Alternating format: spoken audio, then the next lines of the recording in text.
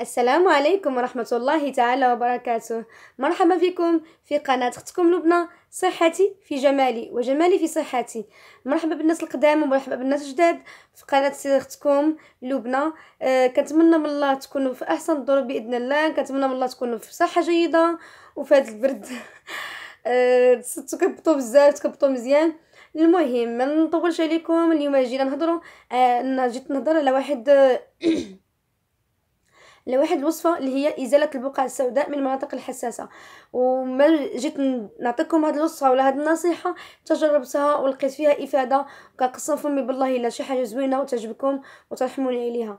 المهم على بركه الله نبداو هاد الوصفه اللي هي عباره عن زوج ديال المكونات اللي فيها هما الزيوت. الزيت الاول اللي هو زيت الليمون، زيت الحامض. زيت الحامض علاش اخترنا زيت الحامض وعلاش قلت لكم زيت الحامض لان الفيتامين سي كيبس، كيفتح البشره، ولا كانت شي حبيبات ولا شي حاجه كيبسهم.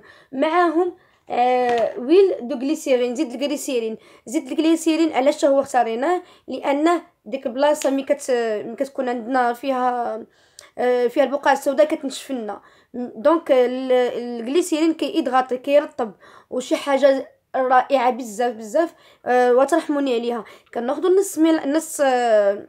نص فلاكو، نص قرعه ديال زيت الحامض، كناخذوا نص قرعه ديال زيت الغليسيرين، كنخلطوهم بجوج، كيعطيونا واحد المكون اللي هو الثقيل، لان زيت الغليسيرين ثقيل اللي كيكون فري، وزيت الحامض اللي كيكون حتى هو مزيان تيكون شويه ماشي ثقيل ماشي خفيف، كيكون مويه.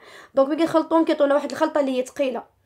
كنديروها مره نهاريه نهار لا لمده كيبان المفعول سريع بزاف، مده 3 جوغ ولا 4 جوغ كيبان المفعول ديالها. تشوفوا الفرق ما بين قبل وبعد. شي حاجه غزاله بزاف. كنديروها نهاريه نهار لا، كنخليوها مده ملي كنديروها كنغسلو كنظفو كنشفو، كنديروها مده 30 دقيقه، وكنشفطو كنمسحو بكنينيكس وشويه د الماء دافي. صافي ما كنديرو حتى شي حاجه. الا بغيتي ولقيتي داك البلنطاقه شويه عندك سونسيبل، عندك ناشفه، ديري زيت الغليسيرين. زيت الغليسيرين رائع الادغاطاسيون والترطيب ديال اي حاجه، اليدين الرجلين الوجه، اي بلاصه.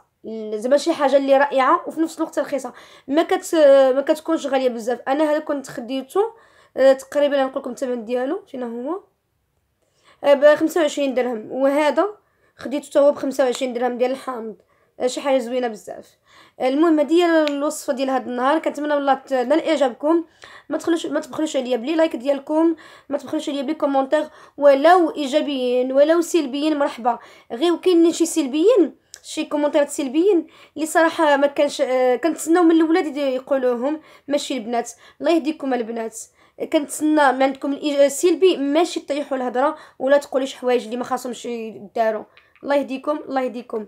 الى فيديو مقبل ان شاء الله باذن الله.